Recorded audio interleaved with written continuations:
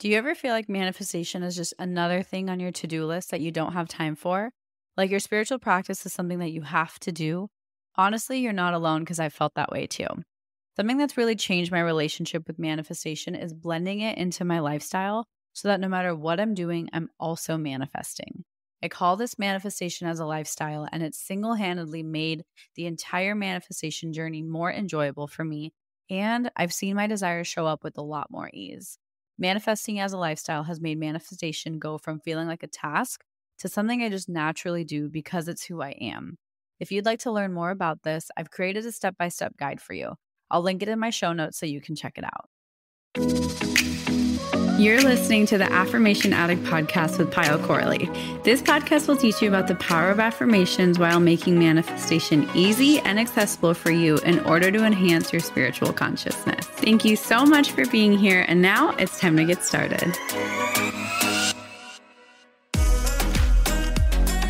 Hi everyone, happy 2024. I hope you have had such a good holiday season. I hope your transition into the new year has been just what you needed, no matter how it looked, whether or not you made a vision board, whether or not you got all of your planning done, whether or not you have just been resting and hibernating, as we are technically meant to. So I hope this year has started off in a way that's exactly what you need. And I actually had a different episode planned for today. This is my first time recording in the new year. I typically record like 1 or 2 weeks ahead of time, if that. So it's my first episode post holiday season. And I had a really cool episode. I will record it for next week. But before we dive too deep into 2024 and just kind of observing the energy I've been seeing online, seeing in people's lives around me, I had kind of a heart to heart I wanted to share, because I think it is so easy to get wrapped up in all of the new year, new me intentions and all of like the hot takes people share on social media around this time, but also just around that feeling of, oh my gosh, am I missing something? What do I need to start? How am I going to actually change my life? And I think this is a societal, humanity long kind of trend where it always seems like there's that next thing that's going to change your life. That's that secret pill or that secret sauce or something just mind blowing that we haven't heard of before. And I feel like that just gets very amplified at this time of the year. And so what I really wanted to share with you is a heart to heart, because I implemented what I'm about to share with you last year, and it completely changed the trajectory for my year. And I was actually able to make some of the biggest changes I've ever made in my life. Because I was focused on actually applying what I've learned. So the theme for this episode, the main message I want to share with you is an invitation to stop over consuming and start actually applying. And this is generic, so I'm not calling you out directly. Maybe you do really well at applying, but I want to ask you and take an honest reflection with yourself. You're not proving anything to anybody, so don't lie. This is just between you and you. But how much of the Instagram content that you're saving for later do you actually go and apply in your life? How many of the books you've read do you actually apply in your day-to-day life? How many of the podcasts you listen to do you sit and actually do the different things that they're talking about? Maybe you're really good about this and maybe you're not as good. And I want to call out and acknowledge that I am someone who is a consumption queen. I soak in books like no other. I love reading. I love like listening to new information, but there hits a point to where the information is more of a distraction from us to take action. And that is a really fine line, and it varies from person to person. But I really want to call that out and ask you to reflect on that before you get too deep into 2024. Because I think we sometimes feel like we're missing something that everybody else knows. And from my own experience, I can tell you that you probably know so much, but you might be spending more time learning and consuming and kind of digesting than you are spending applying. And why do we kind of not spend that much time applying? It's because we don't want to mess up. We're scared that if we do apply, that it won't be the results that we were looking for. And then we'll feel kind of hopeless. And we're also scared of it not being as good as we had hoped. So we'd rather kind of be in that state of mystery rather than trying it out. And lastly, we want it to be perfect. We're so scared of starting messy, starting in an imperfect way that we feel like we have to buy the exact materials and get the highest quality this and the most expensive that. And that's totally okay. And those can help you. But how much of that is just an excuse to prevent you from taking action? And how much of it is just a subconscious belief that you're scared to take action? And I sat with myself last year for probably most of the beginning of the year, avoiding taking action that I knew I wanted to take and I knew I needed to take.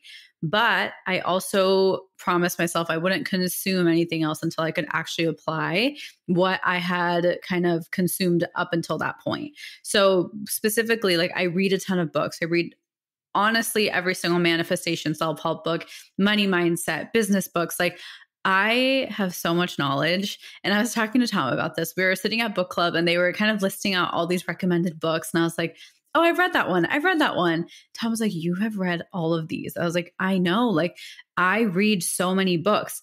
Does me reading books means that I'm a master at the concepts? Absolutely not. And that's what I promised myself last year is I'm not going to read more books. I'm not going to take more courses. I'm not going to listen to new podcast concepts. I might repeat what I have listened to or what I have already kind of consumed to see if I can process it in a different way. But there is so much information that's just slight variations of things that are already being said. And that's beautiful and that's necessary. And we're all kind of contributing to that. But the amount of avoidance I was doing by just consuming new information or even consuming information I've already listened to or read instead of taking action was actually mind-blowing to me. And I say this with full honesty. It was so I just didn't want to take the action. And some of the limiting beliefs and kind of thoughts that I mentioned out earlier were probably some of the deeper rooted thoughts I had, where I was like, what if I take this action that I've built up my whole life and it's not what I expected? That fear of disappointment. What if I actually do become successful? That fear of, oh my gosh, what if I hit my next upper kind of limit? And then what? I don't know what I want after that. And I've been in all of these different scenarios where we self-sabotage so much. We create such deep, complex excuses and limiting beliefs for ourselves that we will do anything but take action. And all I invite you to do is reflect with yourself and ask, have you been in an overconsumption spree? Whether it's the area of manifestation, whether it's the area of money mindset, whether it's starting a business, whether it's your skincare or your hair care, whether it's your health and fitness, whether it's like your gut health or your hormone balancing, like how much information do you know and how much of it are you actually practicing in your daily life that no one else can see that you are doing?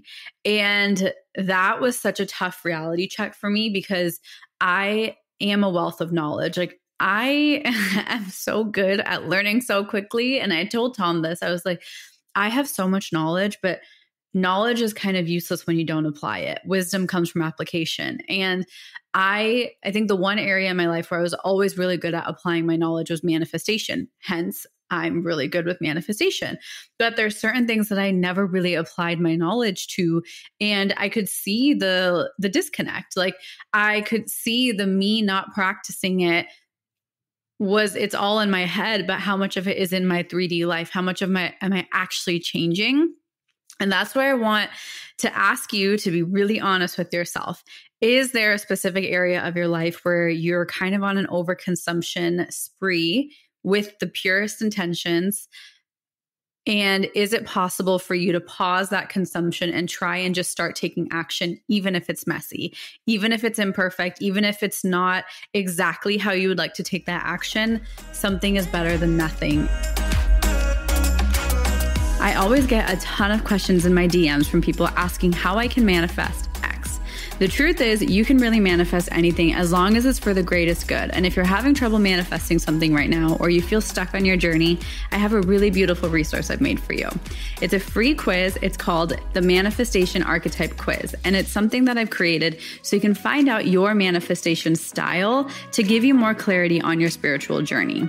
After taking the quiz, you're going to receive the best resources for your specific archetype to help you attract your desires based on where you're at and what you want to create. So you can find a link to the quiz in the show notes, or just head to my website at www.affirmation-addict.com. Notice the excuses that come up. I'm kind of thinking in my own way, right? There's something that I want to take action on, like my hormone balancing, but my vitamins aren't in yet. So I'll start when the vitamins come. And it's like, no, like I can start now. Like I can start even if it's not fully perfect. And it's having that honest inner dialogue that has really helped me to start taking action, and giving yourself permission to not judge yourself for not taking action for this long, but allowing yourself to find action that resonates with you. It doesn't have to be exactly what a book lays out. It doesn't have to be super rigorous. It can be flexible and taking your power back in that area of your life. So before we dive way too deep into 2024 and kind of get back into that monotonous cycle, what if this is the season, or this is the year where you stop trying to overconsume? We know that there's new information coming out, new studies, new techniques all the time. But also there's things that have not really changed, and maybe there's slight variations to it and slight different shifts in perspective. But because universal wisdom is like, what is the word? Is everlasting, I think. Basically, universal wisdom has always been there and it's never changing. Everything that we're consuming is a deviation of universal wisdom. So you will not miss out on information that's life-changing for you.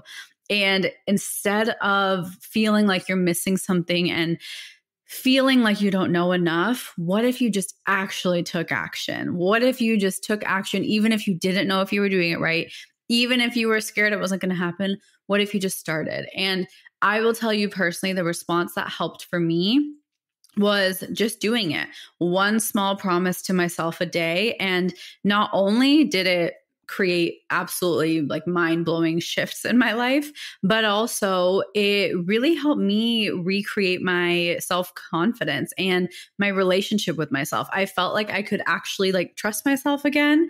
And I didn't feel kind of like a fraud. I felt like I was someone who like does what she says. And the amount of confidence that brings is honestly something I can't even explain, because so many of us just do something for social media, or we just do something because we're supposed to do it. But like, how often do you do something for you because no one is watching, because you're trying to slightly better yourself? And when you actually do that, it feels so good, and it doesn't have to look perfect. So I really invite you to take a look at some of the excuses you might be sharing with yourself and acknowledge them. Those excuses are real. They're real feelings. They're real concerns, but talk yourself out of them or find a way to take action instead. So some guidelines on actually taking action. What really helps me is focusing on one area of my life. So last year, the area of my life I was really focusing on was my business, was my purpose, my business. How do I want to show up in the world? And the first thing I did was I cut out all noise. I really siloed in. I stopped listening to other people. I stopped reading business books. I stopped just learning, and I just sat with myself. I was like, what is my ideal pathway in my business? What is my ideal structure? And just practicing consistently, not just a one time I sat quietly for a day. No, like consistently, actively, like cutting out other people's beliefs, other people's opinions, other people's thoughts gave me a lot of insight. And then secondly, just starting to chip away. Your to-do list might be so overwhelming, and I know it feels like it might never end in a specific area, but just doing a small thing. And if you don't finish it that day, that's okay. But just trying, even sitting down and writing down, I tried and today it didn't work, but delegating that time and trying, is so important. And play with different environments. Like for me, it helped me to like get out of the house because I work from home, and then I'll distract myself with like cooking and doing laundry and gardening. And I'm like, no, I should probably just sit and work. So I had to get creative and find a different place for me to work. And that really helped me. Now I can work from home again, but like when it's too overwhelming, changing environment is super helpful. And then lastly, it's like find one kind of template. If you can't figure out what you want to do, find one thing that you want to try and stick to, and try and stick to it a little bit for yourself. So, and it doesn't have to be every day. Consistency can look different every single day, but find one goal. Don't overcrowd it. Don't try and do 50 things at once. Try and just do one thing. Like we try and make these big, grandiose to-do lists because we know technically our to-do list will probably take like 10 hours, and we all have 24 hours in a day. But there is a lot of emotion and energy that's going into it. So pick one task. And if it takes you 5 minutes, fine, you did it. And then do it again tomorrow. So don't make it harder on yourself. Allow it to be easy, and don't feel shameful if it's easy. A lot of the times when you start doing something that you've been pushing off for a while, or you are kind of scared to implement, we think it's supposed to be really hard, but it's probably super easy, and we just have a lot of internal resistance. So stop judging yourself for skipping out on something that's easy, and really keep working on your self-talk. So if you're working on this in the area of maybe manifestation, pick one manifestation person you want to listen to or get inspiration from you, whether it's Abraham Hicks, whether it is me, which I would love, whether it's somebody else. Pick one person and see if you can stick to and follow that thought process for just a little bit.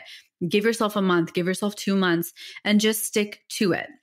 One last thing is when you are doing something for the results of it and you're not enjoying the process, I have found that to be one of the most detrimental things. Because if you're doing it like it's homework, if you're doing it like, oh, I have to do this, that energy is not going to get you that far. It will get you a little bit, like it's better than nothing, but learning how to find a approach where you can actually have fun with it and you can feel good just in the momentary, like before, during, and after of doing that approach. So I always say this, like when manifesting as a lifestyle, I'm not focused on my end result of, I don't know, manifesting my dream home. I am focused on these affirmations made me feel really good right before, during, and after. And that is enough inspiration for me to come back to them tomorrow. I'm not saying those affirmations and looking for my dream home.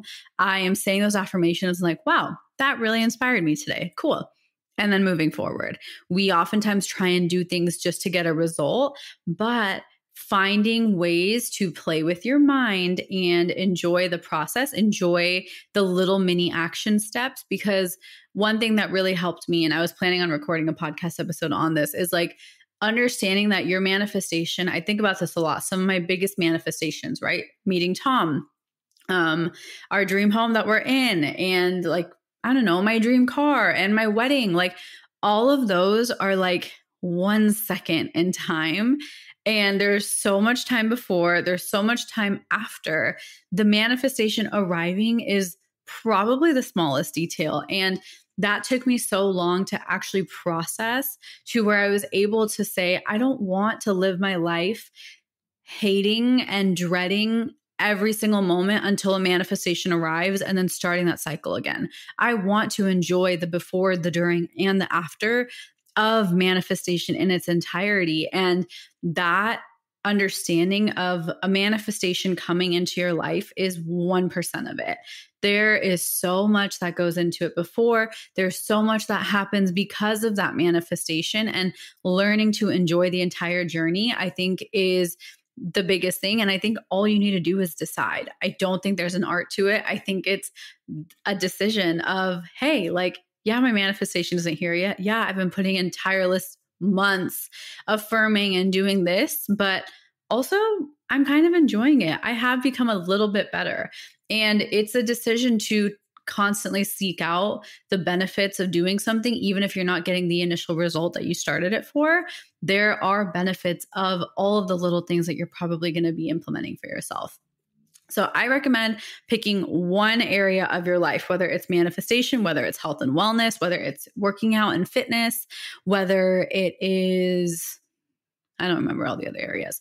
But whatever area of your life, your business. I was like, what is the other one I kept talking about? So whether one area, pick that one area and focus on taking action, small, messy action, and see what that does for you. I really think that applying what I know gave me the most wisdom I could have ever asked for last year. And I feel so empowered that I don't feel the need to read and consume constantly. I am always going to be a student of life and I will always keep learning, but I'm also not learning as like it's like a school and I'm trying to pass or fail. I'm learning for the joy of learning and I'm practicing for the joy of practicing and I'm living for the joy of being a student of life and like having fun in the messiness of it. And it's a perspective shift that's completely changed my life. And I didn't know the best way to share it forward. So here is my best delivery. And I really, really hope it resonated with you. And if it did, let me know. Let me know in my DMs. I read every single one and it means the world to me when you guys message me back. And so let me know if you might be adopting this intention or this kind of philosophy for a little while as we kind of dive deeper into 2024. So thank you for being here. As always, I love you and I will see you in the next episode. Bye. Mwah. Thank you from the bottom of my heart for listening, and I hope you enjoyed today's episode. If this episode resonated with you, it would mean the world to me if you could rate and review the podcast and share it on your social media so I know to keep creating episodes that are inspiring you to manifest. I'm so genuinely grateful for the time we shared today, and I'd love for you to join the community by following @AffirmationAddict on Instagram. To continue diving into spirituality and manifestation, head over to my website, affirmation-addict.com. Until next time, I'm sending you so much love and so much healing energy.